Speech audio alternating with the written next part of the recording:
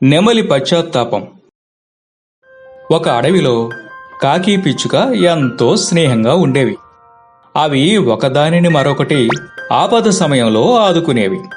ఒకరోజు కాకి పిచ్చుక ఉండే చోటుకు రక్షించండి మిత్రులారా, రక్షించండి అంటూ భయంతో వణికిపోతున్న నెమలి ఒకటి వాటి దగ్గరికి పరిగెత్తుకొచ్చింది. ఏమైంది మిత్రమా? ఎక్కడి నుంచి పరిగెత్తుకొస్తున్నావు? ఎందుకిలా కంగారు పడుతున్నావు అని అడిగింది కాకి. నేను వేటగాడి కంటపడ్డాను. అతడు నా వెంట పడుతుంటే తప్పించుకునే ప్రయత్నంలో పూర్తిగా దారి తప్పి పరిగెత్తుకొస్తుంటే మీ ఇద్దరూ కనపడ్డారు. మీరే నన్ను ఆదరించి రక్షించాలి అని వేడుకుంది నెమలి. సరే, అలాగే నేస్తమా అంది పిచ్చుక. కాకి పిచ్చుక ఆ నెమలిని ఆదరించాయి. తిరిగి వెళ్లడానికి దారి తెలియకపోవడం వల్ల కాకి పిచ్చుకలతో పాటు అక్కడే ఉండి వాటికి మంచి నేస్తమైంది నెమలి. వాటి స్నేహం కొన్నాళ్లు బాగానే గడిచింది. కాకి పిచ్చుకకు మధ్య ఉన్న అత్యంత స్నేహాన్ని జీర్ణించుకోలేకపోయిన నెమలికి క్రమంగా వాటిపై అసూయ మొదలైంది.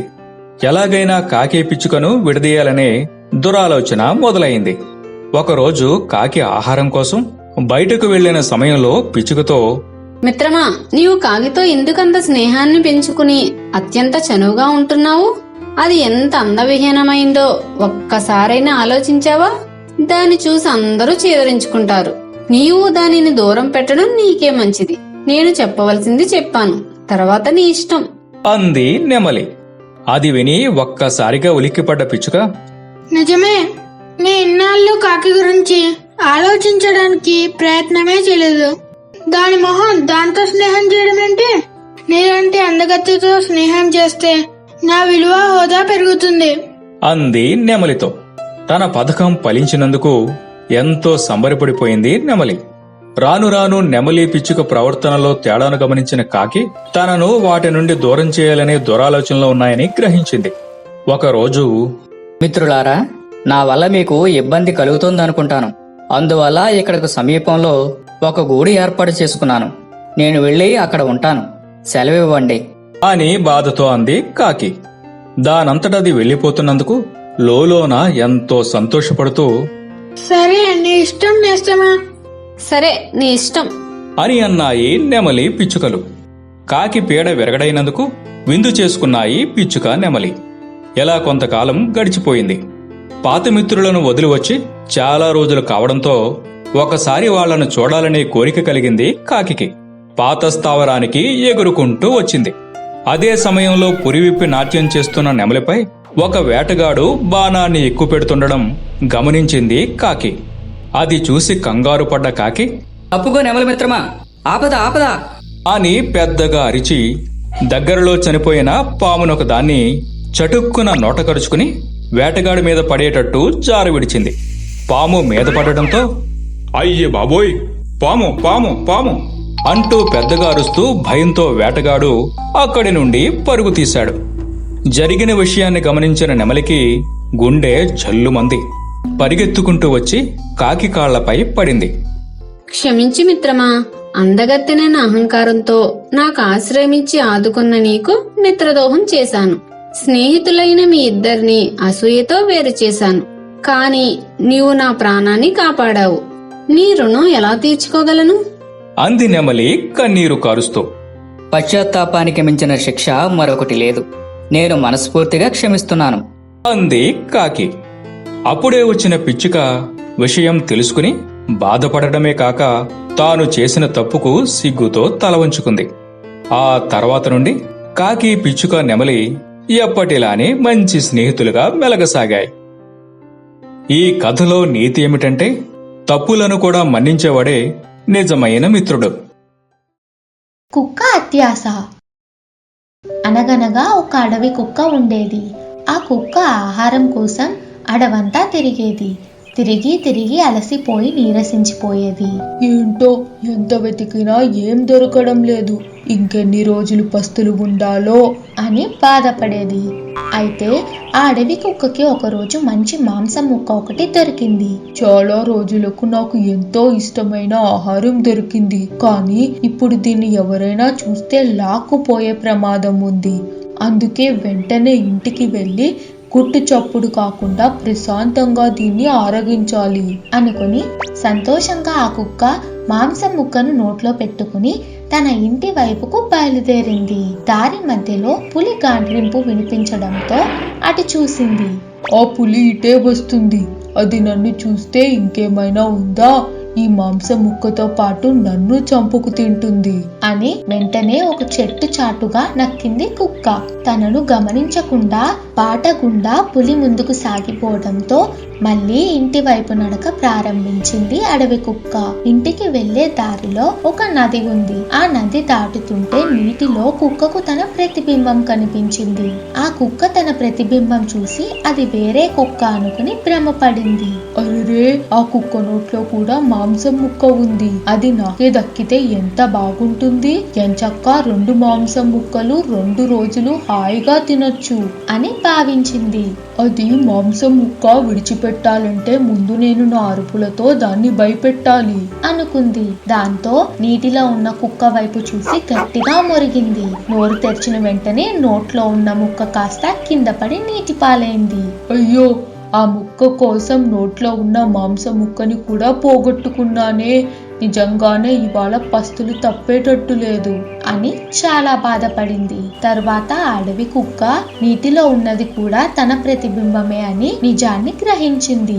అత్యాశకి పోకుండా ఉన్న ముక్కను చక్కగా ఇంటికి తీసుకుని వెళ్లి తింటే ఎంత బాగుండేది అని చింతిస్తూ మళ్ళీ ఆహారం వెతకడం మొదలుపెట్టింది. ఈ కథలో నీతేమిటంటే దురాశ దుఃఖానికి చేటు. 3 ఆవుల కథ. అనగనగా ఒక ఊళ్ళో 3 ఆవులు కలిసిమెలిసి జీవిస్తూ ఉండేవి. ఎక్కడికైనా వెళ్ళాలంటే ఆ 3 కలిసే వెళ్ళేవి. దగ్గర్లో ఉన్న అడవికి మేతకు వెళ్ళినా కలిసే మేతకు వెళుతూ ఉండేవి. ఒకరోజు అడవికి ఆ 3 ఆవులు ఎప్పట్లా మేతకు వెళ్ళాయి. వాటిల్లో అవి కబుర్లు చెప్పుకుంటూ గడ్డి తింటున్నాయి. ఇంతలో ఓ సింహం గాండ్రిస్తూ అక్కడికి వచ్చింది. దూరంగా మేత మేస్తున్న ఆవులను చూడగానే దానికి నోరు ఊరింది. ఆహా, ఈరోజు నాకు మంచి విందు భోజనం దొరికింది. ఈ ఆవులు చాలా పుష్టిగా ఉన్నాయి. వీటిని చంపి నా ఆకలి తీర్చుకుంటాను అని సింహం ఆశగా అనుకుంది. ఆ సింహాన్ని గడ్డి మేస్తున్న ఆవులు చూశాయి. వెంటనే అందులో ఒక ఆవు భయపడుతూ ఇలా అంది, అమ్మో, సింహం గాండ్రేస్తోంది, ఇప్పుడు ఏం చేయడం? అందులో ఒక ఆవు ఏమాత్రం భయపడకుండా ఇలా అంది, మిత్రులారా, మీరు భయపడవద్దు. మనందరం ఐక్యమత్యంగా ఉంటే ఈ అడవిలో ఏ జంతువులు మనల్ని ఏమీ చేయలేవు. నేను చెప్పినట్లు చెయ్యండి. ఆ సింహం మన దగ్గరకు రాగానే మన ముగ్గురం కలిసి మన వాడి కొమ్ములతో దాని మీదకు దూకుదాం, దానిని తరిమి కొడదాం అని చెప్పింది ఆ 3వ ఆవు. నీ ఆలోచన బాగుంది, నువ్వు చెప్పినట్టుగానే చేద్దాం అనగానే అన్నీ ఒకే నిర్ణయానికి వచ్చాయి. అంతే, సింహం తమ మీద దూకే లోపునే 3 ఆవులు కలిసి సింహం మీదకి దూకాయి. తమ వాడి కొమ్ములతో సింహాన్ని పొడిచాయి. సింహానికి ఎదురుదాడి చేసే అవకాశం ఇవ్వకుండా ఆవులు దాడికి దిగాయి.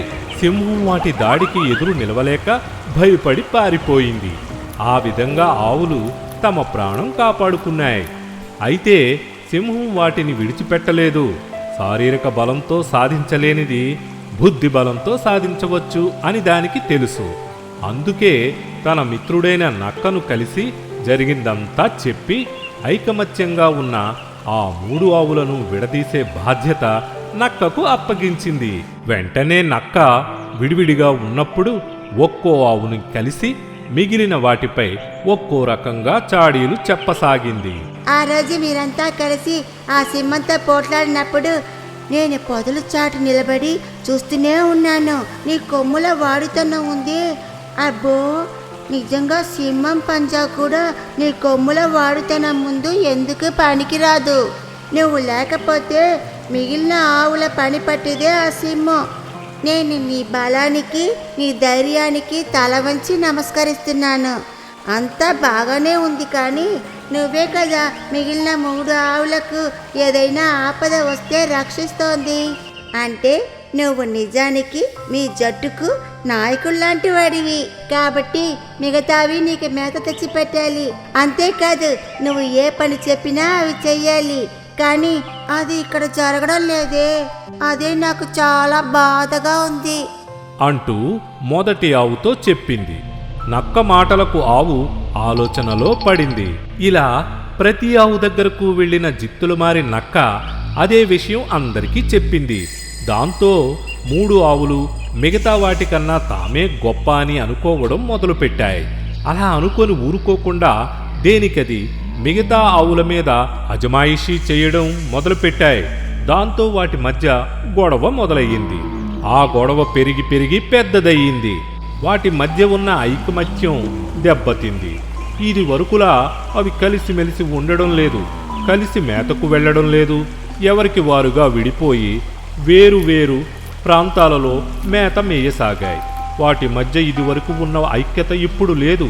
తను అనుకున్నది జరిగినందుకు సింహం ఆనందించింది. వాటిని అంత త్వరగా విడగొట్టినందుకు నక్కను అభినందించింది. ఇంకేముంది, అదును చూసుకుని ఒక్కొక్క ఆవు మీదకు లంఘించి వాటిని మట్టు పెట్టింది సింహం. అలా వాటి అనైక్యత వాటి వినాశనానికి దారితీసింది. అందుకే మన పెద్దవారు చెప్పేది ఐకమత్యమే మహాబలం అని. లేదంటే మనకు ఎదురయ్యే ఆపదలకు తల వంచాల్సి వస్తుంది.